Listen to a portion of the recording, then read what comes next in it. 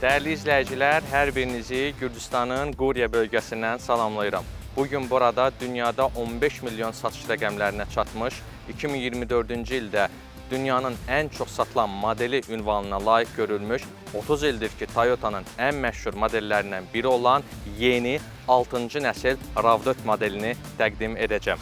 Azərbaycanda yeni nəsil RAV4 2.5 litrli hibrid mühərriklə təqdim olunub. Həm ön ötürücülü, həm də tam ötürücülü versiyası mövcuddur. 0-dan 100-ə ön ötürücülü versiyanın sürətlənməsi 8 saniyə, tam ötürücülü versiyanın sürətlənməsi isə 7.7 saniyə baş tutur. Həmçinin nəzərinizə çatdırım ki, Toyota yeni RAV4-də özünün ən son 5-ci nəsil hibrid texnologiyasına keçid aldı. Həmçinin qısa müddət ərzində Azərbaycanda plug-in hibrid versiyası da təqdim olunacaqdır.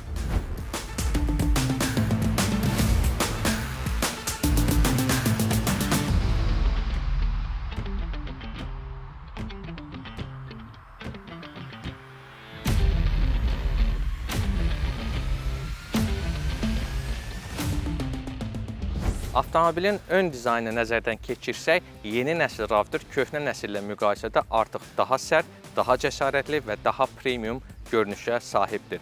Yeni Toyota modellərində olduğu kimi, Toyota bu modeldə də Hammerhead, yəni çəkic başlı dizayn üslubundan istifadə edib. Avtomobil artıq daha macəra ruhlu və daha möhkəm xarakterli dizayna sahibdir.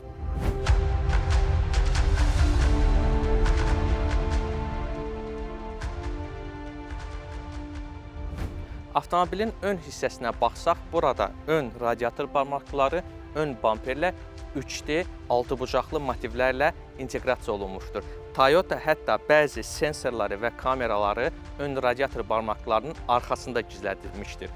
Həmçinin ön duman əleyhinə faraların yuvasında parklama sensorları da gizlədilmişdir ki, ümumi baxdıqda çox gözəl, vahid bir dizayna avtomobil artıq sahibdir.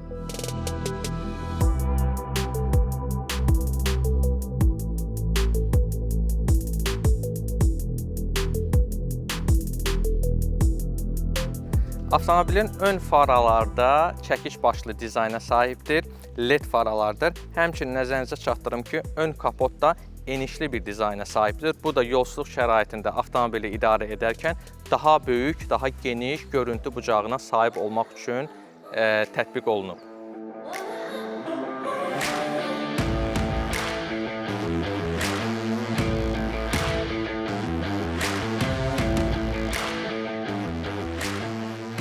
Avtomobilin yan tərəfini nəzərdən keçirsək, istifadə olunan çizgilər avtomobilə atletik və vizual olaraq balanslı bir ab-hava qatıb.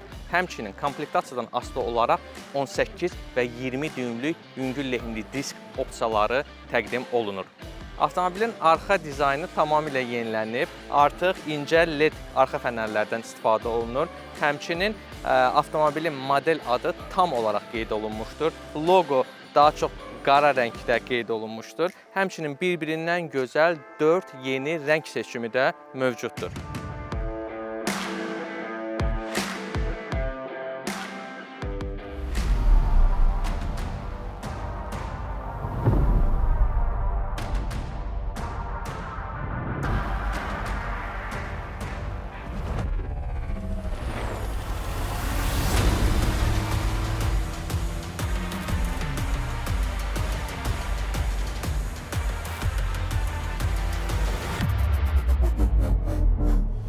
Yeni nəsil RAV4-ün interyeri tamamilə dəyişilib. Toyota mühəndisləri həm texnologiyanı sevən gənclər üçün, həm yolsuzluq şəraitində avtomobili idarə edən şəxslər üçün, həm də komfortu sevən şəxslər üçün bu avtomobili tərtib edib. Həqiqətən bütün lazımi düymələr əlinin altındadır. İlk öncə nəzərinizə çatdırım ki, avtomobilin cihazlar paneli 40 mm aşağı endirilib. Bu da görüş bucağını artırıb. Avtomobildə iki böyük displey mövcuddur. Birincisi 12.3 düymlük kombimetr və digəri isə mərkəzdə yerləşən 12.9 düymlük böyük multimedia displeyidir.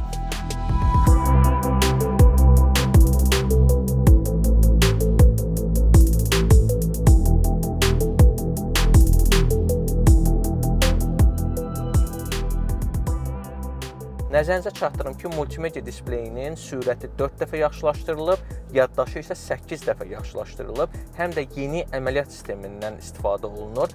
Bu barədə mən birazdan sizə ətraflı danışacağam. Mərkəzdə bir sıra düymələr mövcuddur.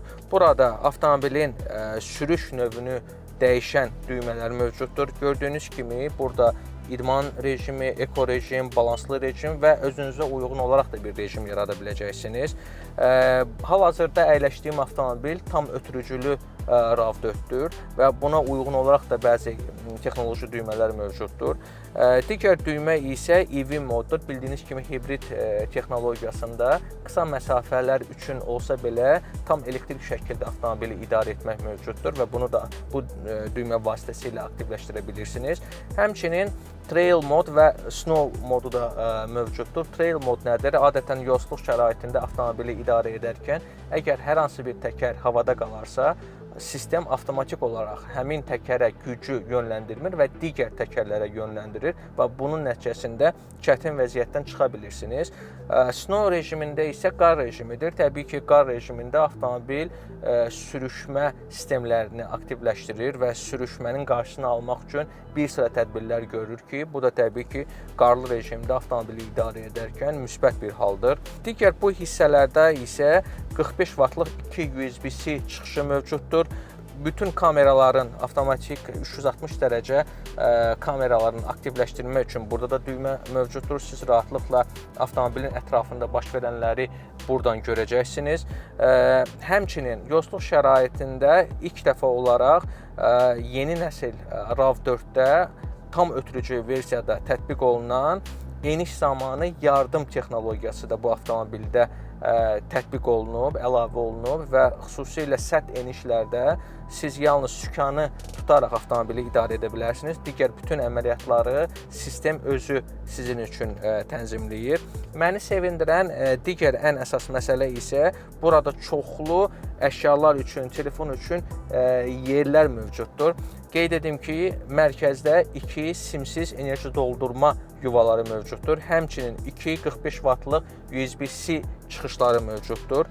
Kifayət qədər böyük yer mövcuddur. Məsələn, bu hissədə kifayət qədər geniş yer mövcuddur ki, bir sıra əşyaları mən bura əlavə eləyə bilərəm. Mərkəzdə də stəkan əlavə eləmək üçün yer mövcuddur.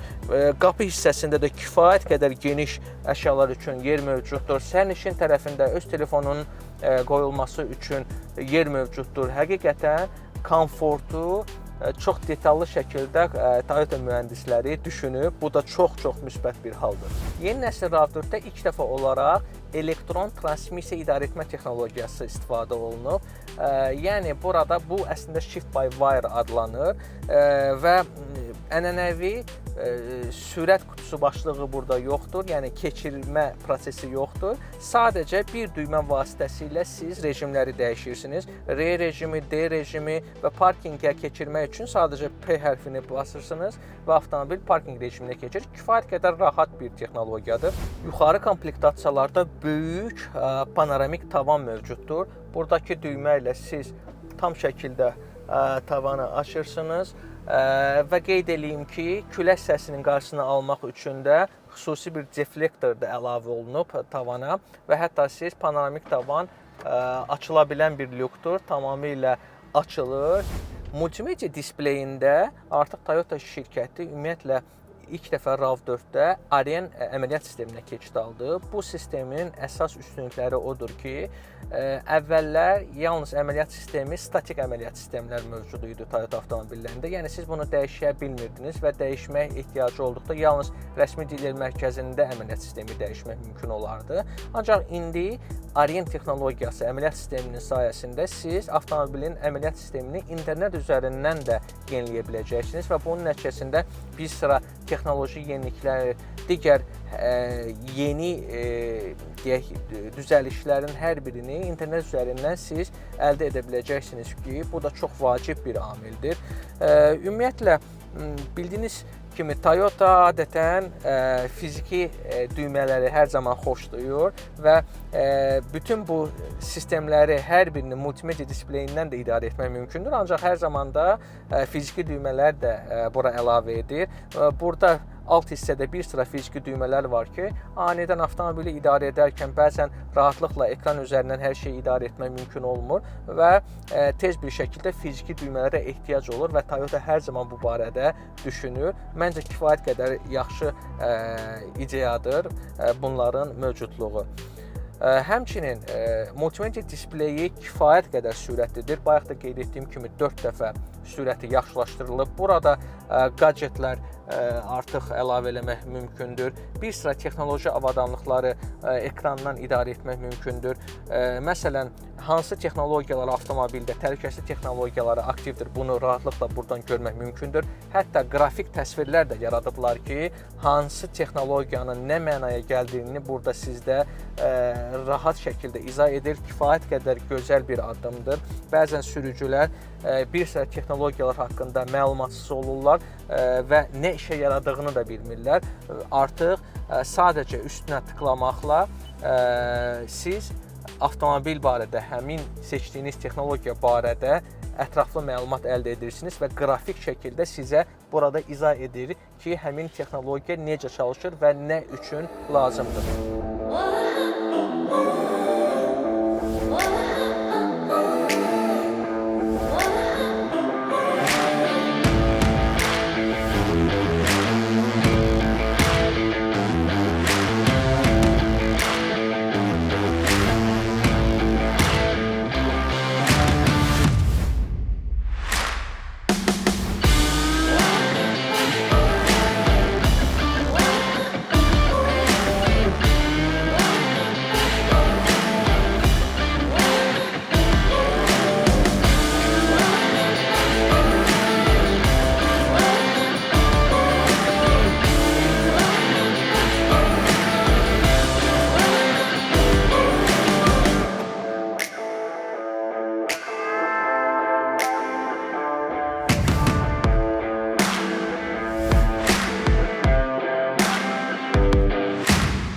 Həmçinin yeni nəsil RAV4-də qeyd etdiyim kimi plug-in hibrid versiyası da qısa müddət ərzində Azərbaycanda təqdim olunacaq.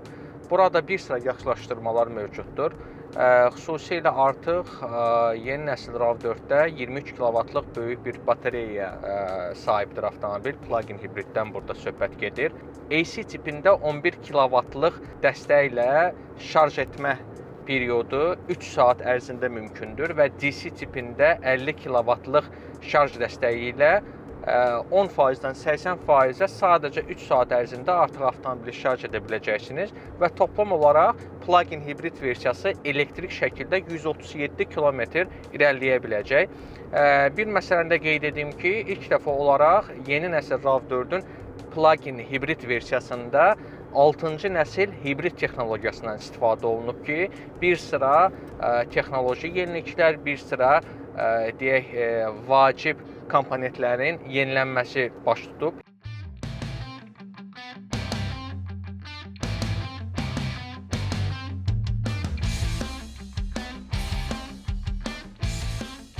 Yeni RAV4-də ümumiyyətlə kuzovun möhkəmliyi 10% artırılmışdır. Həmçinin askılardan da biraz danışmaq istərdim. Ön tərəfdə McPherson, arxa tərəfdə isə Multilink askı sistemindən istifadə olunub. Bir sıra yeni texnoloji yeniliklər mövcuddur. Burada təhlükəsizlik sistemləri yeni nəsil RAV4-də Toyota TSS-4 texnologiyasına keçid aldı. Kameraların yaxşılaşdırılıb, kameraların həm piyada, həm avtomobil görmə bucaqları artırılıb. Bir sıra yeni təhlükəsizlik funksiyaları da əlavə olunub. Xüsusilə avtomobili idarə edərkən arxadan gələn avtomobilləri artıq avtomobil sizə məlumat verir. Ötmə əməliyyatını yerinə yetirərkən təhlükəli hal hiss etdikdə sizə həm səsli məlumat verir, həm də sükana vibrasiya şəklində məlumat göndərir. RAV4-də həmçinin yeni elektron ələcləmə sistemindən də istifadə olunub. Artıq həqiqətən ələcləmə prosesi daha təbiidir. Bundan əlavə dönmə sərt döngələrə daxil olduqda avtomobildə bir sıra sistemlər aktivləşir və bu sistemlər mühərrik gücünü aşağı salır və bunun nəticəsində siz sərt döngələrə kifayət qədər inamlı şəkildə daxil ola bilərsiniz. Çevik sürətlənmə də yaxşılaşdırılıb. Həqiqətən qaz pedalına ayağımı qoyduqda avtomobil ani reaksiya verir buna. Bu da hiss olunur. Köhnə nəsillə müqayisədə qat-qat yaxşılaşdırılıb. Həmçinin avtomobilin daxilində olan səssizlik də qat-qat yaxşılaşdırılıb. Köhnə nəsillə müqayisədə aradakı fərqi mən kifayət qədər hiss edə bilirəm. Yeni nəsil RAV4-də həm də Toyota Connected Service adı altında Toyota qoşulmuş servislər yeniliyi də gətirilib. İlk dəfə RAV4-də bu tətbiq olundu və Azərbaycanda da bu xidmət üzərində çalışırıq və aktiv olacaqdır. Bu nə deməkdir? Siz artıq mobil telefonla avtomobilin idarə edə biləcəksiniz. Həm mühərrikin yandırılıb söndürülməsi, hava kondisionerinin telefon üzərindən açılıb bağlanması, qapıların açılıb bağlanması və bir sıra buna bənzər sistemləri siz telefon üzərindən idarə edə biləcəksiniz. Yeni RAV4 bu texnologiyanı dəstəkləyir və dediyim kimi qısa müddət ərzində Azərbaycanda bu funksiyanı da aktivləşdirməyi planlayırıq.